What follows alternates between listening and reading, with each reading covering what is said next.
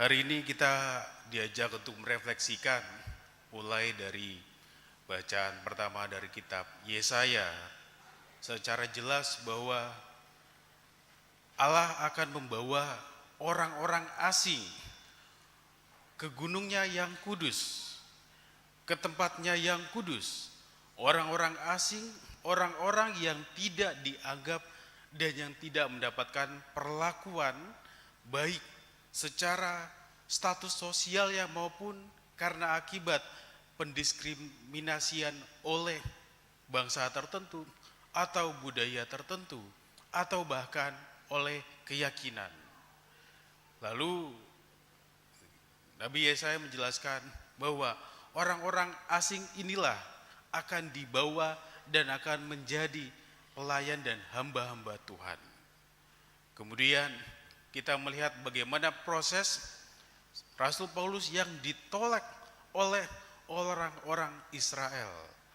Dia ditolak, tetapi di dalam penolakan itulah mereka Rasul Paulus merasa bahwa proses penguatan, proses ketidaktaatan yang ada pada bangsa Israel menjadi momen dan pintu masuk supaya orang-orang Israel menyadari bahwa orang-orang yang berkenan di mata Tuhan adalah bukan karena ditentukan oleh budayanya atau karena merasa yakin bahwa kebenaran itu dimonopoli oleh suatu budaya atau bangsa.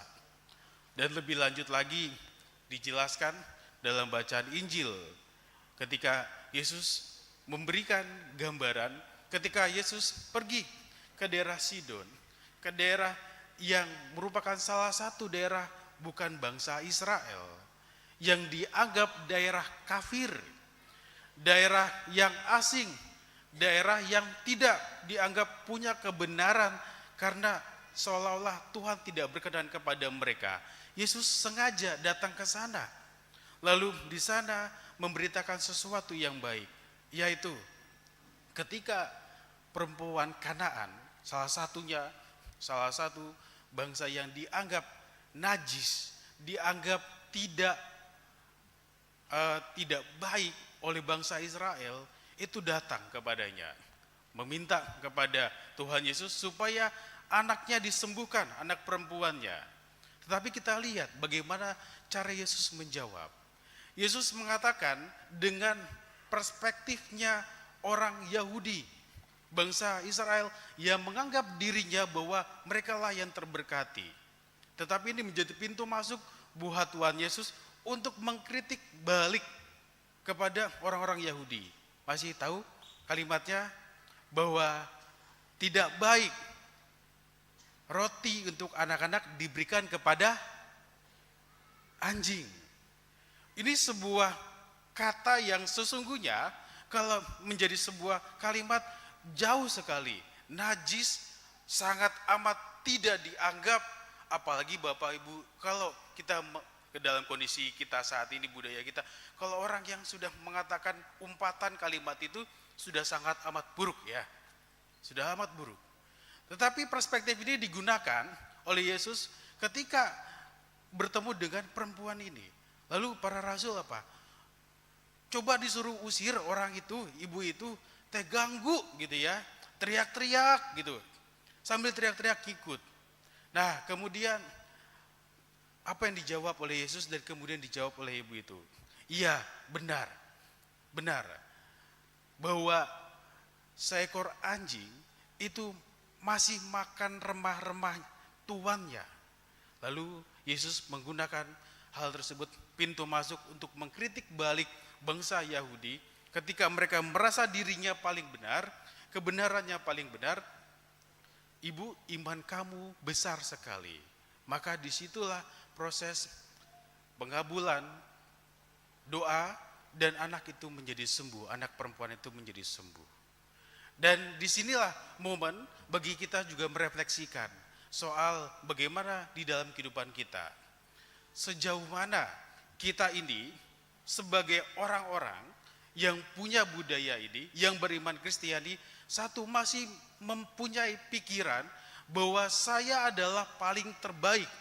Apalagi kalau refleksinya dibawa ke dalam konteks hidup berkeluarga, tidak jarang masih ada beberapa orang tua yang menganggap bahwa kebenaran orang tua itu yang paling nomor satu ketimbang anak-anaknya, para remajanya. Sehingga anak-anak dikondisikan semuanya seperti apa yang diinginkan oleh orang tua, bukan sesuai dengan potensi anak tersebut. Nah, hari ini kita melihat bagaimana misa siang hari ini. Di depan ada anak para remaja ya. Bapak Ibu bangga. Senang gak tidak? Senang. Saya senang melihat mereka sebagai remaja mampu bernyanyi. Di sini juga di depan ada juga yang pakai apa nih namanya totopong ya. Ya, ini salah satu ikat dari suku Baduy pakai totopong. Tapi mereka bukan orang Baduy ya. Mereka orangnya macam-macam ya. Ya, ada dari berbagai macam suku. Dia pakai totopong, simbol. Mereka adalah anak-anak Jamnas. Anak-anak yang dipilih oleh Kuskupan untuk mewakili Kuskupan dalam acara Jambore Nasional Sekami, Serikat Anak Remaja Misioner yang dilakukan 1 bulan yang lalu di bulan Juli di Mertoyudan. Mereka terpilih dan sekarang mereka mengalami tugas perutusan setelahnya. Tetapi poinnya adalah Bapak Ibu sekalian, apakah kita sebagai orang tua, Bapak Ibu lihat berapa persen anak remaja di paroki ini mungkin atau di paroki yang lain, dari sekian persen anak remaja yang ada dan hadir, yang bisa menikmati, yang bisa ikut terlibat, yang bisa ikut menjadi berkat, ikut kur, ikut menjadi misdinar, ikut menjadi lektor, ikut menjadi peserta Jamnas. Apakah hampir semuanya? Tidak. Mungkin masih ada remaja-remaja di luar sana yang juga orang Katolik masih tidak terperhatikan, masih tidak dianggap, masih dianggap anak kemarin sore karena kebenarannya dimonopoli oleh bapak ibunya, oleh keluarganya. Sehingga anak harus mencari di tempat lain yang dia merasa nyaman, merasa bahwa dia aman, tetapi akhirnya semu. Dan akhirnya anak-anak jatuh ke dalam hal yang kurang bijak. Dia tidak terlibat di dalam kehidupan yang baik, salah satunya ketika aktif di dalam kehidupan menggereja. Kita lihat berapa persen sih dari seluruh secara demografi anak-anak remaja yang terperhatikan. Apakah mereka tidak terperhatikan? Bisa jadi cara memperhatikannya salah. Karena merasa bahwa kebenarannya itu sudah dimonopoli. Kamu dianggap masih anak kemarin sore, bisa apa? Maka inilah proses didikan yang harus bersama-sama kita refleksikan. Yesus menggunakan itu sebagai pintu balik untuk mengkritik orang-orang yang merasa bahwa kebenarannya itu hanya dimiliki oleh 1-2 pihak saja. Anak-anak tidak dikembangkan potensi kebenarannya, tetapi dikukung, dikondisikan harus mengikuti apa mau bapak ibunya. Terkadang itu membuat mereka menjadi tidak bisa berkembang. Mereka tidak tahu apakah yang dia lakukan ini bermaksud baik kepadanya atau ini sebagai sebuah paksaan atau sebuah tekanan. Sok di sini ya, adik-adik, kira-kira kenapa mau ke gereja? Disuruh bapak mama? Tak kan? Kalau disuruh mama papa, tengok-tengok, aduh ya. Kalau ada mau papa saya, ada momen mereka harus merasa terpaksa datang karena kalau saya tidak ke gereja, uang saku saya tidak turun. Ya. Saya tidak boleh makan habis ini. Ada perasaan takut. Tapi kita tidak membuat ia nyaman, tidak membuat potensi di dalam dirinya nyaman datang untuk ke gereja. Maka kalau kita ingin merefleksikan bagaimana didikan iman itu hadir di dalam kehidupan kita, maka salah satu indikator sederhananya adalah anak-anak merasa nyaman ketika mereka hidup dan terlibat dan tumbuh dan berkembang di dalam gereja. Saya semalam ngobrol dengan Romo Anton. Romo, saya senang di paroki sini. Kenapa? Saya turun malam-malam di sini umatnya hidup sekali. Di sana semalam ada pesta lingkungan, pesta wilayah ya Romo ya. Pesta wilayah, datang ke sini berasa kayak ada di Jawa Tengah, ada yang main gamelan gitu ya. Walaupun ada yang takut ya, dengerin gamelan anak-anak sekarang ada yang takut, merinding, kan takutnya ayah jurik tidak. Nah, takut Romo ada suara gamelan, aduh anak-anak sekarang dengerinnya Blackpink ya, dengerinnya Lisa Blackpink, K-pop segala macamnya, BTS. Di sini ada para BTS Army ya. Saya cina kan, ada tuh para BTS Army, suruh main gamelan, takut Romo ayah jurik di itu. Gereja ini hidup. Saya senang ketika gereja ini saya datang begitu hidup dan banyak aktivitas yang disediakan oleh gereja sampai ke tingkat akar rumput supaya orang merasa aman, merasa dididik imannya, tidak dimonopoli oleh hanya kalangan-kalangan tertentu. Maka dari hal inilah kita bersyukur gereja memperhatikan mulai dari tingkat yang kita sebut nasional, ini anak-anak Jamnas yang dididik dalam konteks mereka Jamnas, sampai yang sekarang ada di depan kita di paroki, mungkin di wilayah-wilayah semoga juga ada, mereka terlibat, mereka merasa nyaman untuk hidup dan berkembang imannya di dalam gereja. Bukan auto login ya adik-adik ya. Nah, kita berpikir bahwa apakah mereka merasa nyaman dan tidak nyaman, bisa jadi kalau mereka terpaksa, mereka tidak ada di sini, mereka berada di luar sana yang masih tidak terperhatikan, bisa jadi karena ada monopoli kebenaran yang kita terapkan kepada anak-anak kita, tetapi kita tidak mengembangkan potensi mereka supaya iman mereka tumbuh dan berkembang.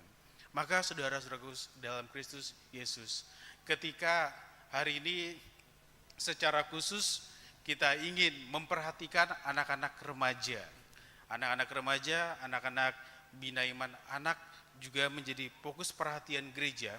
Ada wadah-wadahnya yang sudah diberikan, mohon dikembangkan, mohon didampingi, mohon ditemani supaya potensi mereka muncul. Karena ilmu itu gratis, tapi didikan yang mahal. Ilmu mau dicari di sumber internet banyak. Bahkan sekarang orang dengar menggunakan, ya anak-anak sekarang itu sudah familiar namanya AI, ya AI, pakai chat GPT, ya. Anak-anak itu mau mengerjakan segala sesuatu itu pakai chat GPT itu beres, ya. Anak SMP yang kuliahan, mereka menggunakan chat GPT. Bapak Ibu tahu chat GPT? Ada beberapa yang tahu, ada yang tidak. Mereka mau bikin skripsi bab 1 tinggal tulis, Tuhan atau ya Google ataupun chat GPT, tolong dong buatin bab 1 saya tentang ini. Langsung jadi Bapak Ibu ya. Langsung jadi. Hitungannya berapa detik? Tanya senyum-senyum yang di belakang ya, yang menggunakan. Ilmu sangat amat murah sekarang dengan internet, tetapi didikan menjadi sangat mahal. Ketika mereka bisa jadi, tenang saja ya, tidak perlu berjuang yang sangat amat keras, karena tinggal masukin kodenya saja sudah masuk dan kita sudah bisa mendapatkan itu tanpa harus ada lagi meneliti apakah ini benar atau tidak. Sekarang banyak hal yang dipermudahkan dengan kita menggunakan teknologi, tetapi apakah pendampingan itu betul-betul kita perhatikan kepada anak-anak? Sekarang saya merefleksikan bersama Bapak Ibu, mengajak Bapak Ibu sekalian, ketika anak-anak datang ke gereja dan terlibat di dalam kehidupan menggereja, saya berharap bahwa itu karena mereka merasa potensi mereka berkembang di dalam gereja. Karena potensi mereka didukung dan diberikan wadahnya di dalam gereja. Sehingga mereka tidak menjadi lari, kabur. Mereka asik dengan dunianya masing-masing. Sehingga akhirnya lupa akan didikan yang baik. Didikan Tuhan yang baik. Tuhan bisa membalikan itu sebagai koreksi buat kita, sebagai orang-orang yang mengimani Kristus. Semoga ini menjadi bahan refleksi juga buat para orang tua, buat para romonya juga, bahwa kita semua melihat bagaimana potensi ini dikembangkan sesuai dengan zamannya. Setiap zaman ada orangnya dan setiap orang ada zamannya. Maka marilah kita bersama-sama, jangan sampai kita seperti orang-orang yang memonopoli keyakinan kebenaran itu, sehingga pada akhirnya anak-anak ini tidak berkembang sesuai dengan potensi mereka, tidak merasa aman dan nyaman. Tentu di sini masih sangat bersyukur Romo Anton berkata bahwa Romo di sini kalau komuni pertama sekitar 100-an orang, dan yang mengikuti Miss Dinar bisa mendaftar bisa sampai 50-an ya Romo ya, 50-an. Puji Tuhan ya, puji Tuhan. Berarti semoga yang tidak ikut Miss Dinar terlibat di aktivitas-aktivitas gereja lainnya yang memang menjadi wadah untuk bina iman anak remaja ini, mereka tumbuh dan berkembang.